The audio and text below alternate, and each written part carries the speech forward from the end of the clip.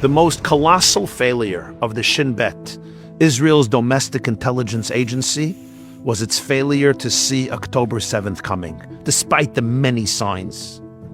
A result of hubris and arrogance and a lack of understanding caused disaster. And a few weeks ago, Israel confirmed the appointment of a new head for the Shin Bet, Major General David Zini. David is the oldest of 10 children. His parents are Rabbi Yosef and Penina Zini. Rabbi Yosef Zini is the rabbi of Ashdod. David himself is a yeshiva graduate, a Torah-observant Jew, and a father to his own 11 children. At the IDF retirement ceremony of his son, as he was entering the Shin Bet, Rabbi Yosef Zini shared the following remarkable story with a message to his son. "My mother and grandmother," he said, "were the only ones of their families to survive Auschwitz."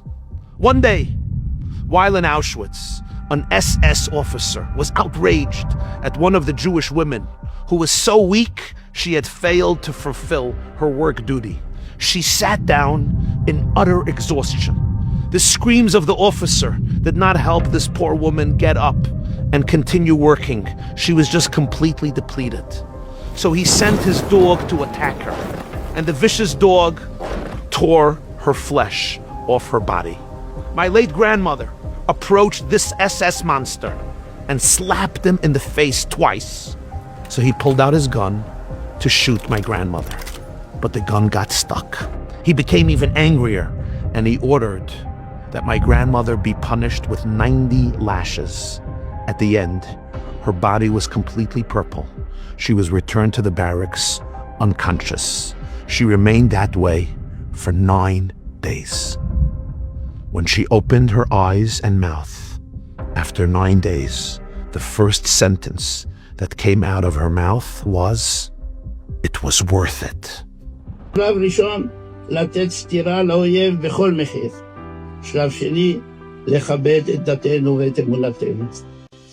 At the end of the war, the two of them, my mother and grandmother, were sent with 2,000 Jewish women on a 650-kilometer death march in the snow, which ended in Innsbruck, Austria.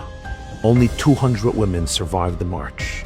When they arrived there, the American soldiers were frightened by these skeletons. They seemed like dead spirits or walking ghosts. In their fear, the soldiers called their priests. The priests approached the women and said, "Are you aliens?" And they said, "No, we're Jewish." That's when the priests went and called the rabbis of the Allied forces who liberated Europe. One of these rabbis was my late father, Rabbi Zini said. He was a chaplain, and when he saw the frightening spectacle, he said to his Jewish friends, "This is what is left of the people of Israel. This is what we're going to do. Each of us is going to take one of these girls as a wife, and we will rebuild our people from the ashes." And so my father married my mother, Rachel, a skeleton from Auschwitz, and I, Yosef Zini, was born. And thank God, smack in the middle of the Yom Kippur War, in 1973, our oldest son, David, was born, together with his twin sister, when there was no electricity in Jerusalem and 16 inches of snow.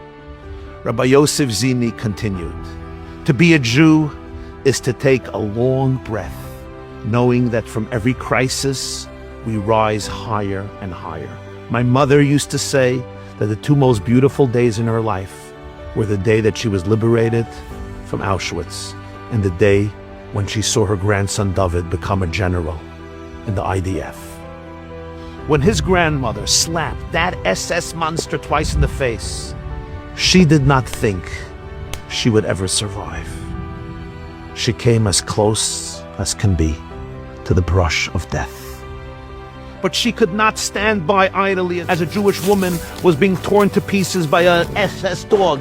And the result, her grandson becomes the head of the Shin Bet to ensure that the Nazis of today will never be able to tear apart the flesh of our brothers and sisters in our eternal homeland. This is the eternal flame we celebrate on Hanukkah, and you can't even describe it in words. It comes from your deepest, purest essence, that space inside of you in which your soul and God are fused, are one forever and ever. There is a safety and love that is infinite and limitless. Happy Hanukkah.